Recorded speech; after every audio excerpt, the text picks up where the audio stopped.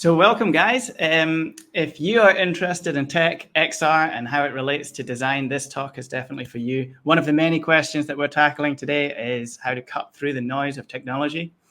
And we've got some amazing guests who are more than qualified to advise on how we can react to, cut through the noise, and make informed decision in this rapidly changing environment.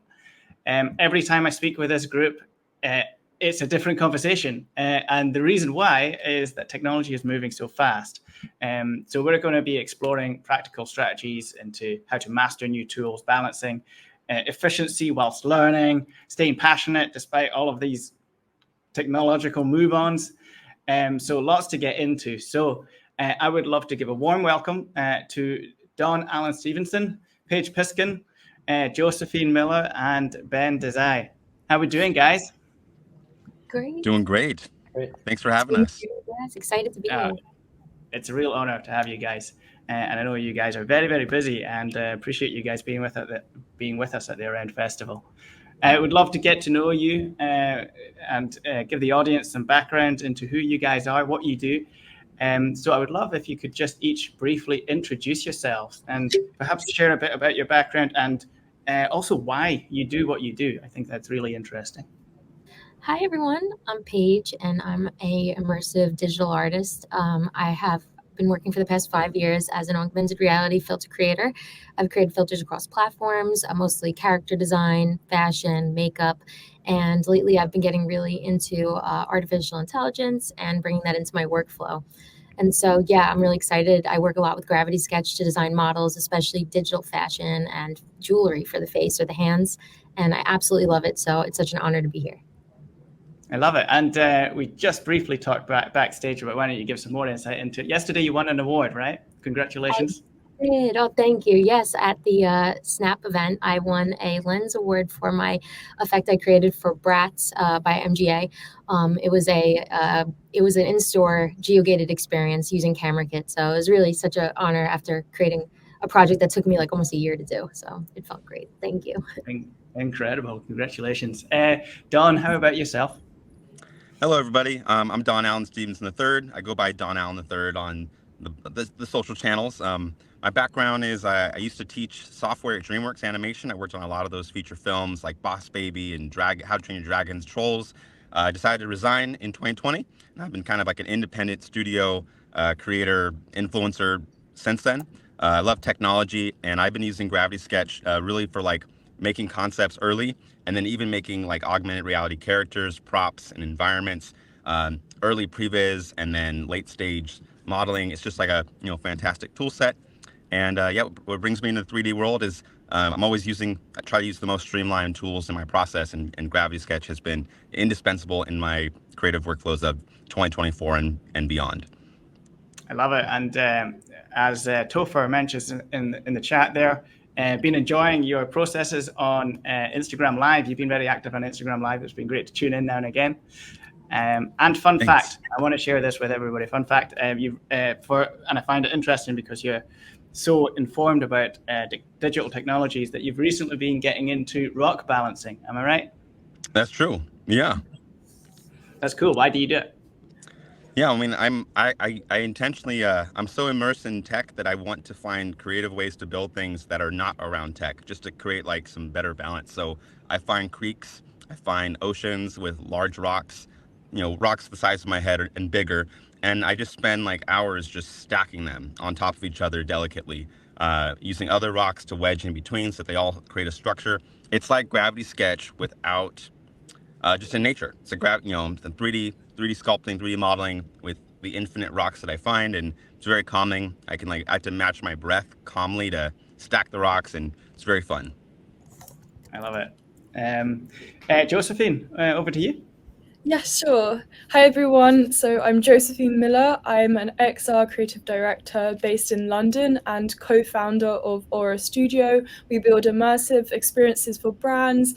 And also we've been experimenting a bunch with AI and just seeing how we can integrate XR, AI, AR all together. And also I do a lot of like digital fashion and AI fashion videos too. So I'm kind of like mixed over these spaces, and I'm really excited for the discussion we're about to dive into.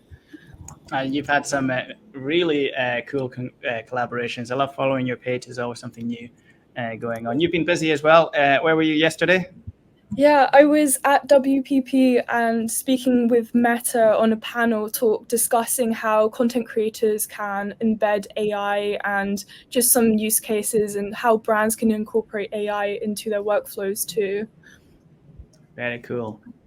And Ben, over to yourself. Hey everyone, I'm Ben. I'm a creative strategist at Radical Realities, where I'm a co-founder, and that's an immersive design studio. Like my friends here, also doing a lot with immersive tech, working with XR, working with AR, working with VR to create everything from metaverses, YouTube series, through animation, working 2D and 3D. So yeah, exploring also AI a lot, bringing that into the workflow, always finding new tech to be an incredible thing and exploration, and always curious to see how that can go, change my workflow and change, yeah, just the way that we work and the speed, efficiency, and quality.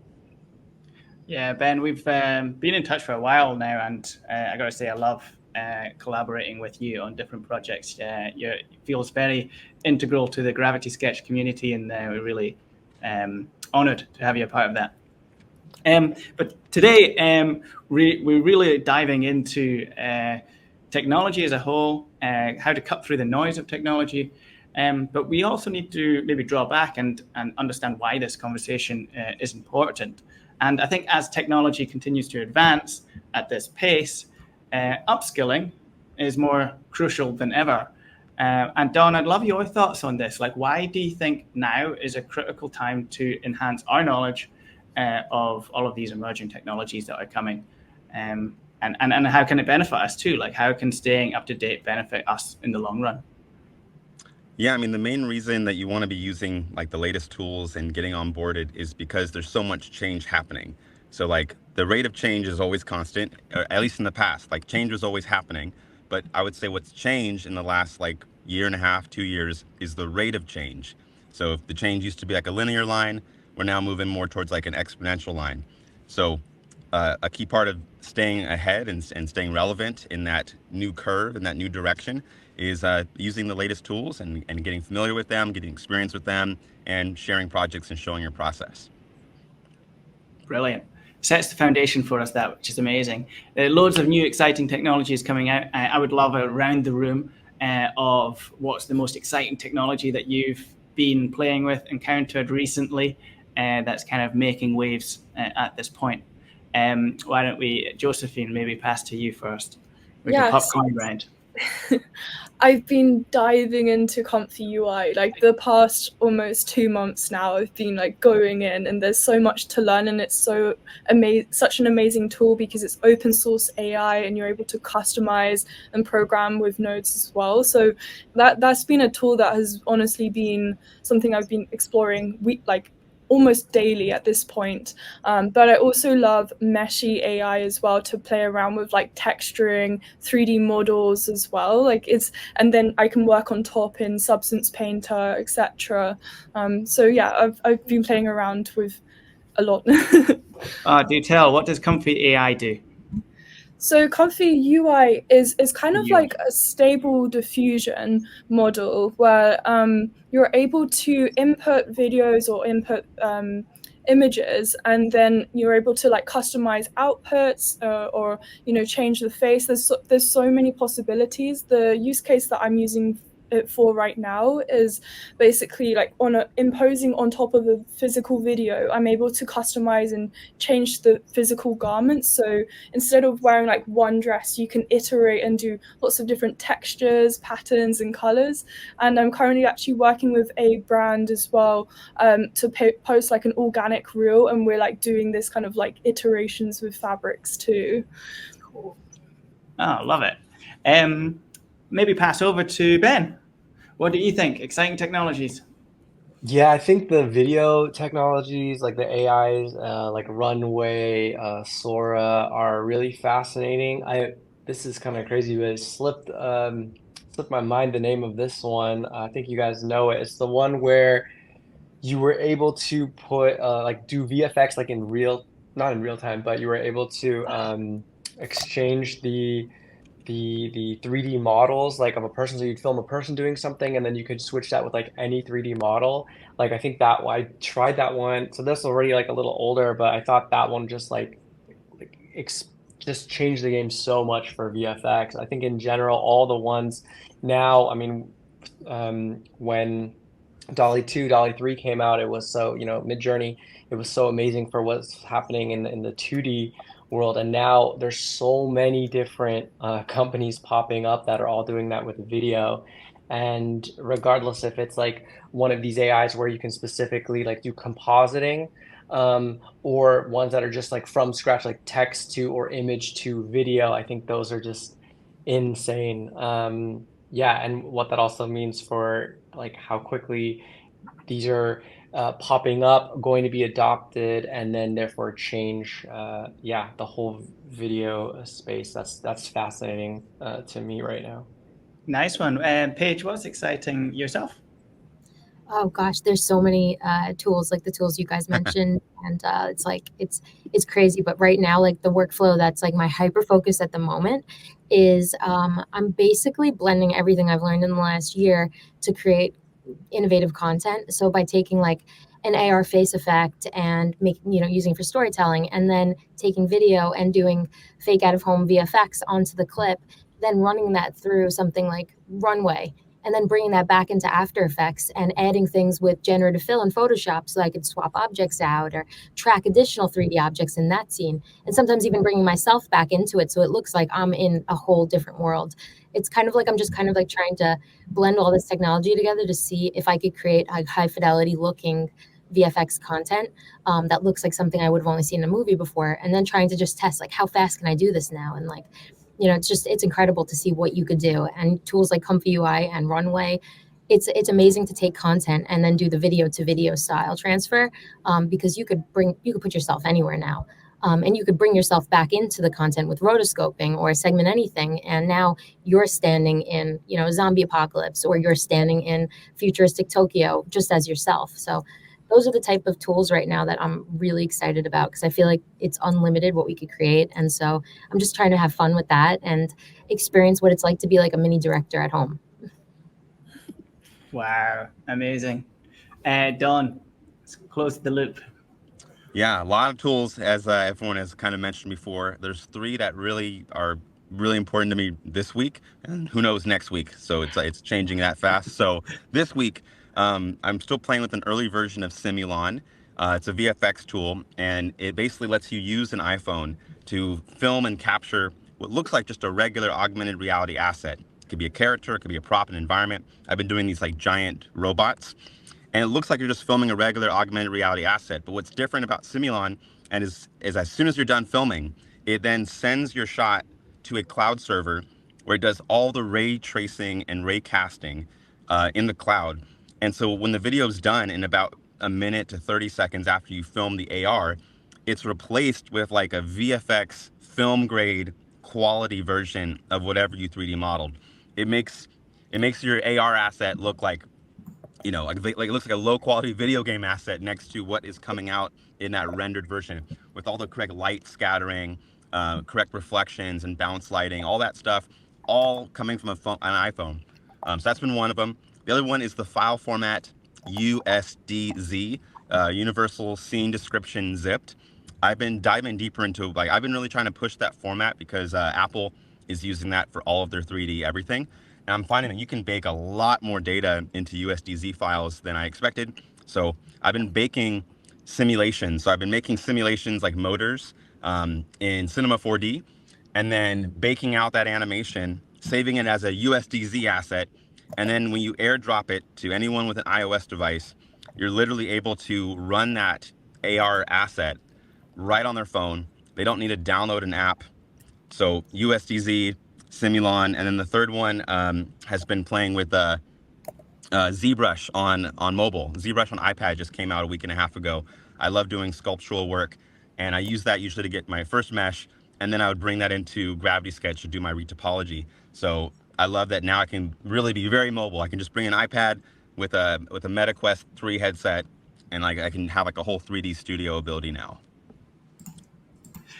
Absolutely incredible. Like I said at the start, every time we speak, it's a different conversation. And I heard some of the programs before, but it just shows like the rate of evolution, and the rate of new technology, new platforms coming out is just so high and so fast that it's almost overwhelming. So, like for you guys, this is your world. Like you guys, this is your jam. You guys kind of take it in your stride. For somebody like me, I'm like, whoa, this is like too much, right? But I wondered, like we're talking about cutting through the noise, and perhaps Don, Paige would love your thoughts on this. With so many, this is our direct question of the day, really. With so many new tools and technologies emerging, how do you go about identifying which ones are truly valuable? Yeah, for me, I kind of just I feel like I try to get like a light touch on everything and just see like how easy it is for me to learn. I do tutorials and stuff, and so I try to learn as many tools as I can. And it sounds like a lot, but I try to just like touch a little bit of each one, and then I kind of like stick to whichever ones just feel most comfortable for me. So right now, like my tools, Gravity Sketch and Blender, and a little bit of ZBrush on the iPad. I'm using After Effects, and I'm bringing in content there, and so like I'm just kind of like touching a little bit of everything while staying connected still to social AR and using our typical tools like Snap, Lens Studio, Effect House, and stuff like that. Yeah, so I just kind of touch a little bit of everything. I mean, that's probably not ideal, but it's just I I spend a lot of hours of the day doing that. Yeah, I mean, to add to that, for me, like I look at the ones I choose to spend my time on are the ones that I see developers are excited for. So if I go online, I look across socials and I read the comment section underneath new technologies, if I see a lot of feedback where developers, like actual builders, are genuinely excited for that new innovation, then I will learn that thing. I will become like I'll focus in on that. If I see developers don't believe in the thing and they're not excited for it, I just, even if I'm kind of interested in it, I disregard it. So I need to look at where the developers are excited. And it's not like the main consumer. I'm not looking where, I don't care what consumers are excited about. I care about what developers are excited about. That's how I know what technology to focus on. And it helps like a filter. You know, if developers aren't excited about it, I'm not spending any time learning it. It's because there's too many other options out there at this point. The other filter I use for like knowing what tools to focus in on are the ones that allow me to stay the most aligned with like my reason for being. It's a term called ikigai. It's around finding your purpose. And so so first you identify what your ikigai is, and then any tool that takes me away from that, I don't use or care about. But any tool that allows me to stay within alignment with my sense of purpose, then I'll dive deeper down. And those are my two filters. I love it. Great insights. Ben, Josephine, if you do have further, please add. But I've got an evolution of this question, somehow similar, but ever so slightly different. It's around balancing efficiency alongside your work, because all four of you, this is your business. Like you know, this is your living, and there's so many tools on the horizon. How can you, but also other creatives, balance the efficiency of getting stuff actually done alongside the potential distraction of new technologies or learning new things? What strategies have you found effective in managing that balance? Ben, why don't you kick us off there? Yeah, sure. Yeah, I think for me, I mean, where it came from originally is I just am super curious about new technologies, and I kind of had like a more traditional graphic design background. And where I used to work, I wanted to get more into doing video and more into this, but I didn't have a strong background in those. So like this is already years ago before the AI tools, I started experimenting with apps. Like, oh, can I solve that through this app and then edit my video on this app? And I kind of like found my way into these things through new technology that kind of gave me a shortcut. It's funny that you normally, like I even saw Gravity Sketch as a shortcut instead of learning Blender. At the same time, I've still learned Blender since then. It just became a gateway actually for me is what that became. And I think that that's how like these new technologies that they're always interest me. So now with the AI, I'm always like, oh my gosh, I can do something like when I first saw DALL-E, I was like, oh, I can come up with my ideas. I can visualize them faster, and that was exciting for me. So then I was like, my point is, I'm drawn to it through this curiosity. Like right away, I'm like, whoa, this could do that. Let me check that out. Let me get my hands on it. Let me try it. And then right away, I experience and understand how could I actually use this in my workflow? How could I actually, yeah, like put this into like the products I'm working on or for client projects? And I think that for me is just this very natural process. Like you'll hear about, like someone will mention something or you see something online or a video and it talks about this. Like there's this new ability through this new company or this new tech to do this, and if it kind of just like resonates with me and like all these ideas start popping up, I think that's what makes me investigate it, and then usually I'll know right away if yeah. So it's a testing thing. It's being open, it's being excited about it, and it's being curious. So it's a very natural process for me. Yeah. How far do you go in that testing process? When do you decide I'm going to draw the line? This is not for me.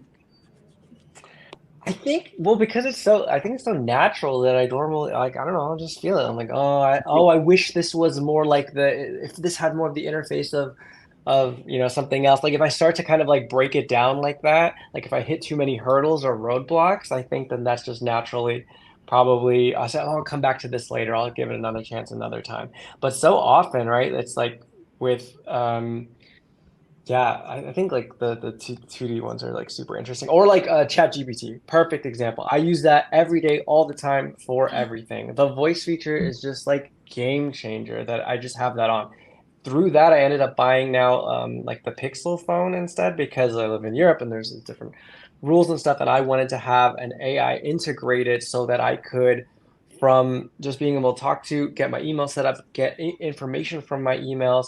And that concept got me excited. I noticed that there was going to be issues. I had an Apple phone at the time, and I was like, okay, there's some blockers here. I'm excited about this, so I'm going to try it out. So I think that's what I do. I just like follow that excitement and that passion about it. Yeah. And if there's too many blocks, then I say no. Yeah, I would say as well, like for me, there's like two main ways I'm able to stay updated with AI. One is I'm always strategic with client projects. So let's say I'm making a new AI fashion video or an AR like effect for someone.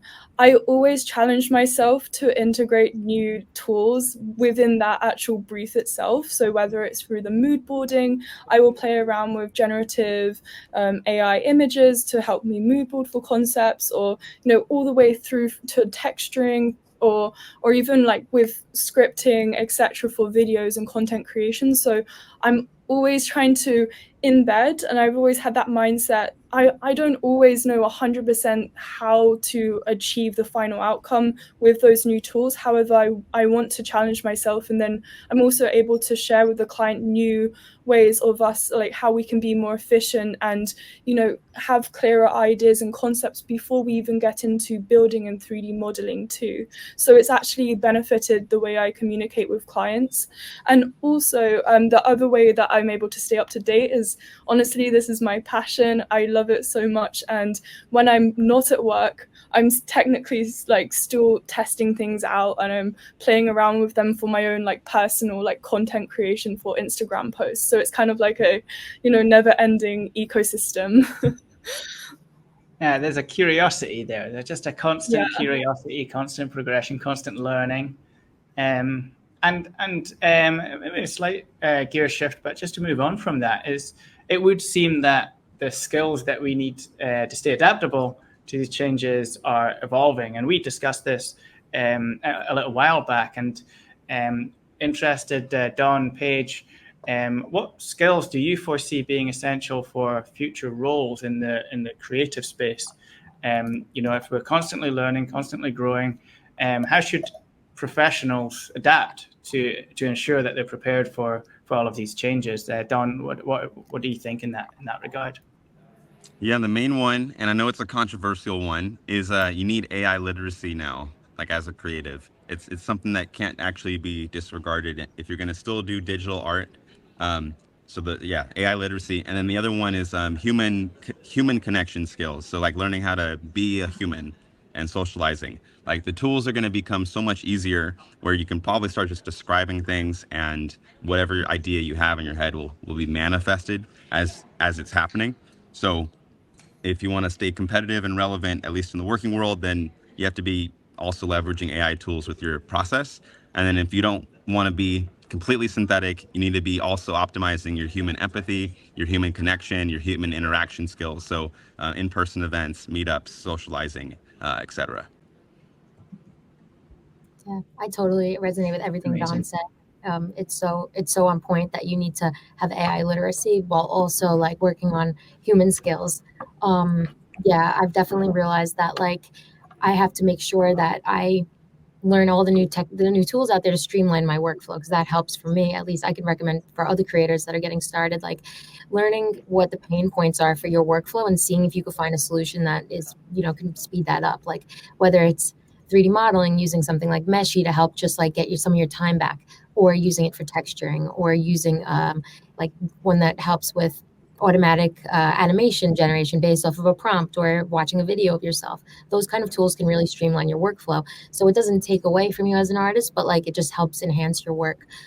Also, really important, I've learned like while using AI tools right now, one of the best skills you could possibly have is understanding how to tell stories, because AI can tell stories, but we know we have human connection with each other and we have real human empathy. And so like I've learned that like while I can do so many things with amazing AI tools, truly telling stories is something that is just such like I feel like it still is very human. And like we sometimes when ChatGPT does it, it's a little bit like some of it's a little cringy and whatever. So like I realize like when I'm putting together projects for brands, or if I'm creating little sketches and stuff for like skits for my reels and stuff, like it still requires a lot of human storytelling. So I'd say that that's an important skill to always continue perfecting and working on.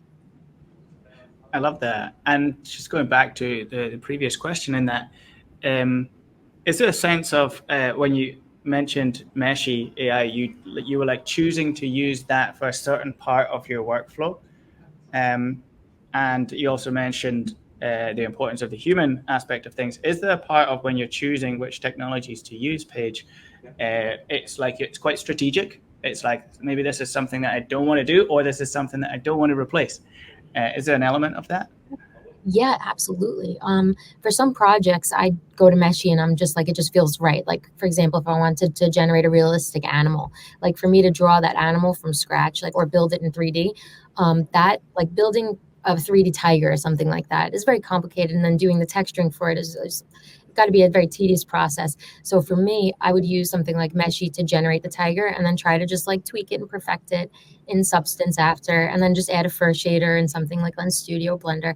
But then there's characters that I've made myself that AI just doesn't understand the same way I see it in my own mind. So like I want to build those myself from scratch using ZBrush, Gravity Sketch, Nomad Sculpt, and it just feels so rewarding to build those ones, even though it does take a lot of time. I just know that I'm going to get the result that's in my mind. But if it's something like highly detailed and realistic, I tend to just default to Meshy now. Like if it has to be like a realistic dog or cat or something like that. Yeah, interesting. And there's an element of that I would like to talk about. Came up in our prior conversations too. Is amidst all this change, there's like we still want this joy and fulfillment within our creative process. We don't want to replace certain aspects of things. I'd love to understand like how do you keep like personally keep that passion alive in your work, especially when you're integrating all these new tools and potentially disruptive tools. Like what are some steps that you can say, hey, look, this tool is all replacing parts of my process. How can you make sure that you're still being, and you touched on it actually, Paige, but you're still being creative, but also more so you still have that joy and creativity. I wonder if anybody else in the panel has any further thoughts on keeping that joy in the creative process.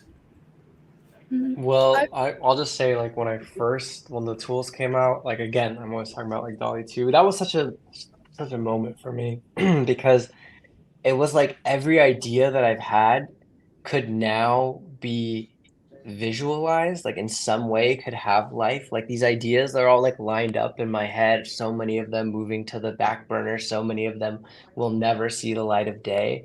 And through a new technology, it like my ideas could have some form of life. And I think that was so exciting, where it was like hard to sleep when I first got access to DALL-E 2, because I was like, I have to keep going, I have to keep going. And it was just so exciting. And I think that in general, the technology, although it moves so quick and sometimes it can almost be like confusing or stressful, in the end, it does, like, it's not going to go away, and it does empower us. Like, you really can take a step back and think, like, what is my vision? And I can use all these tools to actually get there myself. Like, and in the beginning, I was like, wow, I really feel like, because I was freelancing, and I'm like, I feel like an entire design studio, and I'm one person, and that was just so liberating and freeing. And I think it's important that I often try to step back and be like, this is cool. Like, anything that I want to do, I can be empowered to do that, and that makes me happy.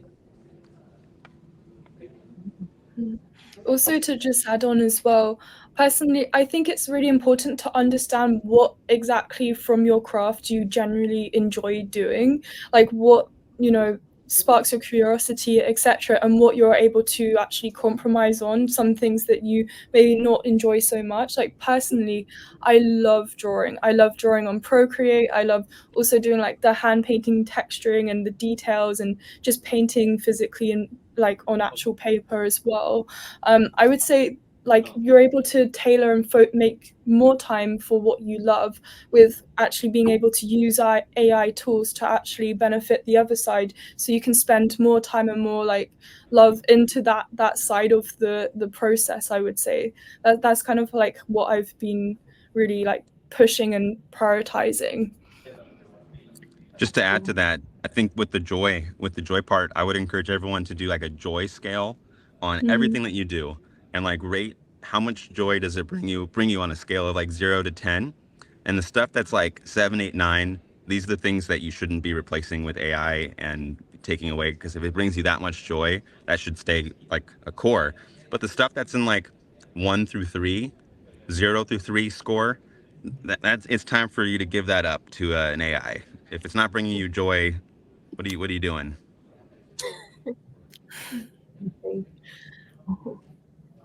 Yeah, very, very, very cool. Something just to bring up an earlier kind of conversation. Paige, you mentioned that you're almost learning a bit of everything at the moment. It kind of asked the question: should we be becoming specialists or generalists in our tool adoption? And I think there's a bit of a debate in that, to be honest. And I haven't made up my mind in which way I stand on it. I wonder, Don, if you've got any thoughts on should people be honing into a particular area, a particular specialist area, or should they be being a little bit more general in their approach and learning a bit of everything? Yeah, I mean, it really depends on two factors. So, like, if you're trying to work at a big studio, you should become a specialist, hands down. You should specialize in one thing and be the best at it. If you're trying to be a studio of one, or if you're going at a small startup, you should be a generalist. I know at DreamWorks, they only hired specialists. Like, we didn't want generalists. In fact, if you were a generalist, they would be like, no, we don't need you here. Our department needs you to be solely good at this one task at superhuman levels. And it would actually be like a red flag if you were good in lots of things. They'd be like, no, they're probably scatterbrained. They probably can't focus on one thing, and no, you don't seem like a good fit. But DreamWorks is a big studio. When I was at a startup, smaller animation studio, they wanted someone who could do every part of the animation pipeline because they had to. Like, they needed you to wear multiple hats. So if you're working for yourself, you need to be a generalist. If you're going to work for others at a big company, you should be a specialist, in my opinion. Would anybody else have any thoughts on that, or things to add or debate on that point? I think you nailed it. Like, for me, at least, it sounds very on point. Like, I feel as like a person who's working independently, like, I just want to touch a little bit of all the software that's out there and kind of like see, does it enhance my workflow, try out all the different tools. And it just allows me to kind of like, I don't know, figure out which parts of the process are are things I enjoy. And then there's other things that I'll just never learn. Like at this point, I don't see myself becoming like a coder. I don't know if I'll be able to fully dive into Unity, but I don't mind working with other people on projects like that. If I do get a project where I can hire somebody, I would hire to do those parts. And I still try to retain the parts that I enjoy the most. And there's happens to be like a lot of things I do enjoy, like using all the AI tools. I have so much fun. And VFX, using After Effects, Blender, ZBrush, all the tools, Gravity Sketch, building the filter out in Lens Studio and TikTok, all these programs. Like I enjoy that part. But there's some parts that are just too heavy for me, and those are the parts I usually will branch out and hire out. Yeah, really amazing. And I would love to bring in some audience questions here, but just to kind of like some of the takeaways that I'm finding here is like you guys are really defining how we cut through the noise. You've given us some great practical steps in actually assessing things. Ben, you talked about how you test different technologies, and I love the chat around maintaining the joy and creative process. There's great insights in actually how we can maintain joy, because I think a lot of creatives right now, they're struggling because they're overwhelmed. I think Paige, you talked about how you're defining and what you're replacing, which parts of your workflow are you replacing and why, which I think is really powerful. And also the general specialist debate. I think some really clear insights from yourself, Don, on how to define that, and yourself as well, Paige. But just to bring in a couple of maybe like more sporadic quick fire questions, if you like. I'd love to understand, if you were to go back in time, which course would you study in university? Ben, I'd love your thoughts on this, actually. That's so good. I feel like psychology, to just understand more. On the spot, if you put me on the spot, can't think about it too much. I feel like psychology is really smart. Being really able to understand the psychology of people, and to be able to, I feel like so many things that I do now, I did not learn in college and school. I taught myself.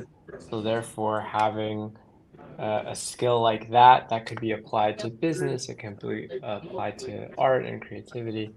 Knowing the ins and outs of my audience, I think that's useful.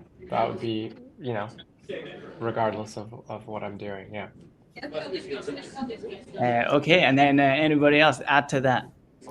Well, honestly, I actually really enjoyed the degree that I did. I graduated actually 4 years ago. I'm now 25, but I studied art direction at Kingston School of Art in London, and it was amazing because we were able to do like pitching, branding, storytelling, and it's kind of like covered over these like topics that I do explore today. And I just like self-taught myself the technical side over time, and I think being able to do a degree that gets you out of your comfort zone, you're pitching, you're in front of an audience, you're understanding how to brand and the psychology behind it, as like Ben was saying, it's so important in this industry, and you have to just have that mindset and be curious to just grow and learn that way too. And also I would just say it's not just what you learn at university, it's what you do outside of university, and those extra art pieces or collaborations that you do, that's what will make you stand out. Is there a sense of what you said earlier as well in regard to following your curiosity a bit? Yeah, 100%. I mean, I graduated in lockdown, which sucked, but it made me go fully digital online. So Don, Paige, we'd also love your thoughts on this. What course would you go back in time and study? Yeah, I got two things. First off, I wouldn't recommend people go back to school, actually. And if they are going to go back to school, I would require them to make independent study the priority. My junior and senior year of university, I went to San Francisco State University. I went to my best professors and argued with why they should just be my independent study professor. And they do that. A lot of universities actually offer this, where you actually create your own course and one professor agrees to basically be your professor. You still show up for lectures, but all your assignments, you basically create your own syllabus with a professor directly. And I made it so that my senior year, because I wanted to have a portfolio when I graduated with college, I made the 3 projects in independent study all portfolio pieces. Like it was a music video. I was doing a lot of video production at the time. It was a music video, it was a 3D animation, and like a 3D spec commercial. And like all of them, turn your university into like building your portfolio and getting independent study. Because if they're primarily teaching you stuff from textbooks right now around the future of technology, that's a huge problem. Unless it's foundational knowledge like the principles of animation or the principles of storytelling or the principles. But even those things, I feel like a curious person today with AI and YouTube can just learn all that stuff on their own. So if you're not motivated and you need somebody else to kind of be like the stick that pushes you, go to university. But if you're completely self-motivated and you can learn stuff without being pushed, then you shouldn't go to university. That's really cool. I like that perspective a lot because I was in school a very long time ago. I never graduated. I actually dropped out of college when I was in like my second year, actually going for an associate's degree. And I went fully self-taught. I wasn't there. They weren't teaching at the time the things I wanted to learn, which was digital marketing. It was like they just didn't have any courses yet. Everything was traditional. Wow. We were just entering MySpace and Facebook back then. So like I had to actually it was like I felt like I needed to write the course on it. So like back then I felt like there was just nothing that I was able to really get out of it. And I'm the type of person that wants to learn like a specific skill set at a time at my own speed. So like for me, there's things now that I like to learn, but that's kind of like how my life is like I'm always looking for something new, and I take mini courses online, I watch tutorials, and I just kind of learn like a new trade at the time or a new skill set at the time. So right now, if there's something else I'd like to like go back and learn or learn again on my own or learn now or something like that, it would probably just be like more skills that I feel like I can improve, like communication skills or learning how to debate or how to understand how to have legal conversations with somebody. Like these are the kind of things I'd like to become better at. But yeah, I'm all for like self-learning and taking online courses because you get to kind of move at your own pace. Yeah. I mean, there's a human element or learning human skills in what you're saying there, Paige, and also to your point, Ben, about psychology too, right? So really fascinating stuff, and also to Josephine and Don's point, the importance of independent learning, the importance of following curiosity, really powerful advice, guys. Dara asks a fantastic question. It's going to take some thought, so prep yourself for this. So if I'll pop it up on screen, if you could combine all the features of each platform and AI into one, that would create the ultimate creation tool. So what would the ultimate creation tool look like for you? Big question, lots to think about in there. But going back to the conversation when you were listing all the big tools and you guys were listing up all your workflows, combine them all into one, what would it look like for you? Josephine, I see you already got an answer there. I don't know if this is defined as a tool, but I would have to say like an entire new operating system as a whole, different from iOS, different from Windows, etc. It would be like a whole new system that is embedded and integrated with all of my requirements and needs, so I could like build it, how you can like customize your PCs. It'd be great if I could have an OS and a computer build that's like custom specific built for exactly what I need. So let's say a fashion design, etc. It's like I turn it on and it already knows and I can prompt it on exactly what I need to open up, and it's just like more of a personalized operating system experience, I would say. I don't think it could really be combined into one specific like tools in like application, but I see it more as like an operating system personally. But I'm curious what everyone else thinks. Interesting. Yeah, I got one. I would love, I think the ultimate tool for me would be basically like the Vision Pro OS, but in the form factor of glasses with the ability to do gravity sketch modeling, and then all my AI tools. Because I currently float different AIs around me in my Vision Pro. I have like Claude running, I have Meta AI running, and Gemini, all the separate windows next to me. And then I have whatever projects I'm primarily working on in the middle. So like I'm always talking to different AIs for different things. I have a physical disability where I have limited use of my left limb. So I need to place screens in weird spots that other people don't need. And so like having the accessibility form factor, being able to use my voice or my eyes or whatever input I want to control the computer is really important to me. and then being able to harness AI and 3D and 2D, all my creative tools within like something that I could just overlay on reality would be my dream. There's a children's book, Harold and the Purple Crayon. He has a magical purple crayon. I want that power. That would be my dream technology. Whatever he drew came to life, and it also could impact the physical world. So like it wasn't just virtual things. If I had a Harold's magical purple crayon, I would be like, that is my ultimate AI companion platform creation tool. I like it. Any other thoughts before I move on to one final question? Sure, I'll add one little quick one. I guess for me right now, like, based on my hyper focus of the moment, just like the tool that I would love to see and use is something that can just put a lot of the processes I'm doing that are in multiple softwares into one.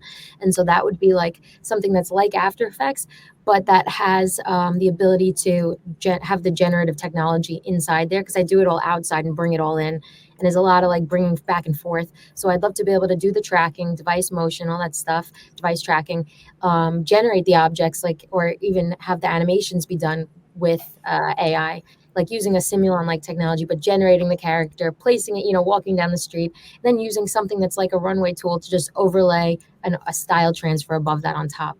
And then being able to still like even more intelligently rotoscoping things in and out from the original content. So it would be like really like a very advanced After Effects with like more generative tools embedded into it. That would be my dream software right now.